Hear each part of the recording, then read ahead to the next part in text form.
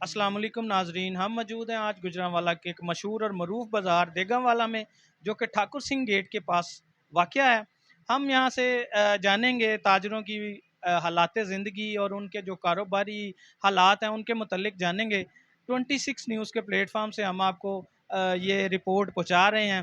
हम जानेंगे इनसे कि इनकी जो पिछली हुकूमत गुजरी है 16-17 माह की, उसने इनकी ज़िंदगी पे, इनकी अखराजात पे, इनके बिलों पे किस किस्म का असर डाला है। अस्सलाम वालेकुम जी। वालेकुम सलाम जी। जी बिस्मिल्लाहिर्रहमानिर्रहीम। जी, ये जो पिछली हुकूमत गुजरी है और जो आपके बिजली के बिल आ रहे हैं या जो आपकी आजकल मौजूदा सूरत हाल है उसको बताइएगा।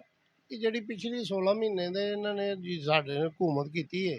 ਜੀ ਅਸੀਂ ਤਾਂ ਜ਼ਿੰਦਗੀ 'ਚ ਜਦੋਂ ਦੇ ਸਾਡੇ ਪਿਓ ਦਾਦੇ ਤੋਂ ਜਦੋਂ ਦੇ ਅਸੀਂ ਪੈਦਾ ਹੋਏ ਆ, ਅਸਾਂ ਤੇ ਅੱਗੋਂ ਆਪਣੇ ਵੱਡਿਆਂ ਕੋਲੋਂ ਸੁਣਿਆ ਕਿ ਅਸੀਂ ਵੋਟ ਸ਼ੇਰ ਨੂੰ ਦਿੱਤਾ ਹੈ। ਗੁਲਾਮ ਦਸਤਗੀਰ ਖਾਨ ਨੂੰ ਅਸੀਂ ਪਸੰਦ ਕਰਦੇ ਸਾਂ। ਹੁਣ ਇਹਨਾਂ ਸਾਨੂੰ ਇੰਨਾ ਕੁ ਪਰੇਸ਼ਾਨ ਔਰ ਬਿਜਲੀ ਵੱਲੋਂ ਇੰਨਾ ਕੁ ਪਰੇਸ਼ਾਨ ਕਰ ਛੱਡਿਆ ਕਿ ਸਵੇਰ ਤੋਂ ਸ਼ਾਮ ਤੱਕ ਨਾਈਏ ਕੋਈ ਗਾਹ ਕੁੱਟ ਦੇ ਜਿਹੜੇ ਉਹਨੂੰ ਕੋਈ ਉਡੀਕਦੇ ਰਹੀਦਾ, ਜੇ ਕੋਈ ਆ ਜਾਏ ਕੋਈ ਅੱਲਾਹ ਤਾਲਾ ਭੇਜ ਦੇਵੇ ਤੇ ਉਹਦੇ ਵਿਚਾਰੇ ਕੋਲ ਪੈਸੇ ਹੀ ਨਹੀਂ ਹੁੰਦੇ, ਉਹ ਰੋਂਦੇ ਨੇ। ਇੱਕ ਬੰਦਾ ਅੱਜ ਮੇਰੇ ਕੋਲ ਗਾਹਕ ਆਇਆ, ਉਹਨੇ ਸਾਈਕਲ ਲੈਣਾ ਸੀ।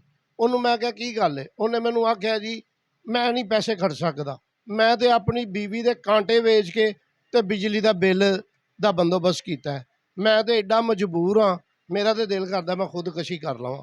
ਉਹਨਾਂ ਨੂੰ ਮੈਂ ਸਮਝਾਇਆ, ਮੈਂ ਕਿਹਾ ਜਦੋਂ ਜ਼ਿੰਦਗੀ ਦੇ ਵਿੱਚ ਇਹੋ ਜਿਹੇ ਕੰਮ ਹੋ ਜਾਣ, ਜ਼ਿੰਦਗੀ ਦਾ ਜਾਂ ਤੁਹਾਡਾ ਜਾਂ ਸਾਡਾ, ਅਸਾਂ ਕੋਈ ਗੁਨਾਹ ਕੀਤਾ ਜਿਹੜੀ ਸਾਨੂੰ ਸਜ਼ਾ ਮਿਲਦੀ ਹੈ ਪਈ। ਇਹ ਜਿਹੜੇ ਸਾਡੇ ਉੱਤੇ 16 ਸਾਲ ਇਹਨਾਂ ਹਕੂਮਤ ਕਰ ਲਈ ਹੈ ਨਾ, ਇਹਨਾਂ ਸਾਡੀ ਹਕੂਮਤ ਨਹੀਂ ਕੀਤੀ, ਲੇਕਿਨ ਸਾਡਾ ਖਾਨਾ ਖਰਾਬ ਕਰ ਛੜਿਆ ਇਹਨਾਂ।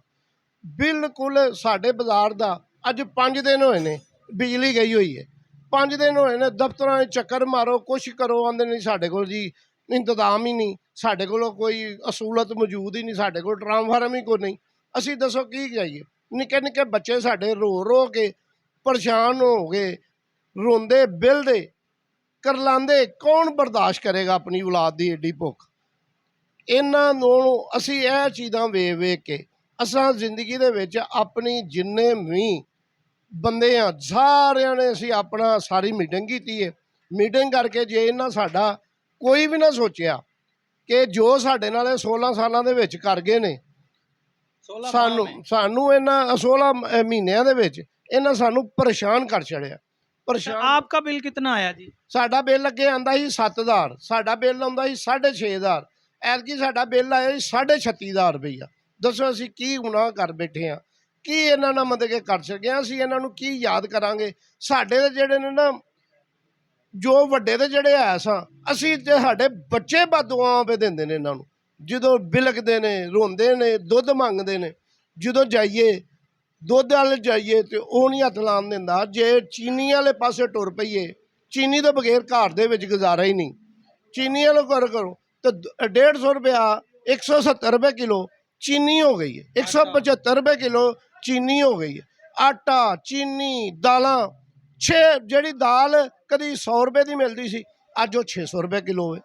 ਅਸੀਂ ਤੁਹਾਨੂੰ ਦੱਸ ਹੀ ਨਹੀਂ ਸਕਦੇ। अच्छा, ये जो आपका ट्रांसफार्मर ख़राब है जो 5 दिन का आप कह रहे हैं, इसके मुताबिक आप गए नहीं किसी दफ्तर में? या ਅਸੀਂ ਦਫ਼ਤਰ ਦੇ ਵਿੱਚ ਜਾਂਦੇ ਹਾਂ, ਅਸੀਂ ਜਾ ਕੇ ਉੱਥੇ ਬੜਾ ਕਹਿੰਦੇ ਹਾਂ, ਅਸੀਂ ਕਹਿੰਦੇ ਅਸੀਂ ਬੜੇ ਪਰੇਸ਼ਾਨ ਆ, ਸਾਡਾ ਕਾਰੋਬਾਰੀ ਬਾਜ਼ਾਰ ਏ। ਜਦੋਂ ਸਾਡੇ ਕੋਲ ਇੱਥੇ ਆ ਕੇ ਕੋਈ ਆਵੇ, ਅਸੀਂ ਉੱਥੇ ਜਾ ਕੇ ਦਫ਼ਤਰ ਜਾਂਦੇ, ਚਲੋ ਜੀ ਤੁਹਾਡੇ ਮਗਰੋਂ ਭੇਜ ਦਿੰਦੇ ਹਾਂ, ਕੋਈ ਬੰਦਾ ਨਹੀਂ ਆਂਦਾ। 5 ਦਿਨ ਤੋਂ ਇਸ ਬਾਜ਼ਾਰ ਦੇ ਵਿੱਚ ਬਿਜਲੀ ਕੋਈ ਨਹੀਂ। ਕਦੀ ਜ਼ਿੰਦਗੀ ਦੇ ਵਿੱਚ ਜਦੋਂ ਦੇ ਅਸੀਂ ਪੈਦਾ ਹੋ ਗਏ ਹਾਂ, ਮੇਰੀ 60 ਸਾਲ ਉਮਰ ਹੋ ਗਈ, ਮੈਂ 60 ਸਾਲਾਂ ਦੇ ਵਿੱਚ ਇੰਜ ਨਹੀਂ ਕਦੀ ਵੇਖਿਆ ਚਲੋ ਕੋਈ ਟਰਾਂਸਫਾਰਮ ਹੋ ਜਾਏ ਅੱਜ ਸੜ ਗਿਆ ਛੇਲੇ ਲਾ ਦਿੰਦੇ। 5 ਦਿਨ ਜੋ ਹੋ ਗਏ ਨੇ, ਸਾਡੇ ਬੱਚੇ ਵੀ ਜਿਹੜੇ ਨੇ ਤਰਸ ਗਏ ਨੇ ਲੈਟ ਨੂੰ। ਗਰਮੀ ਦਾ ਮੌਸਮ ਹੈ, ਅਸੀਂ ਕੀ ਕਰੀਏ। ਅਸੀਂ ਇਹਨਾਂ ਕੋਲ ਇੰਨੇ ਕੁ ਪਰੇਸ਼ਾਨ ਆ ਕਿ ਅਸੀਂ ਕਹਿੰਦੇ ਹਾਂ ਕਿ ਅਸੀਂ ਹੁਣ ਗੁਲਾਮ ਦਸਤਗੀਰ ਨੂੰ ਕਦੀ ਵੋਟ ਨਹੀਂ ਪਾਵਾਂਗੇ। इंशा अल्लाह ताला साड़ी नस्ल भी जड़ी है ना अगों इन्होंने कह देंगे कि जी। तो नाजरीन, आपने सुने ताजर बरादरी के हालात कि वो कितने मजबूर और कितने परेशान हैं। अल्लाह ताला हम सब को अपने हिफ्ज़ो अमान में रखे और अल्लाह ताला हम सब की परेशानियां दूर फरमाए। आमीन।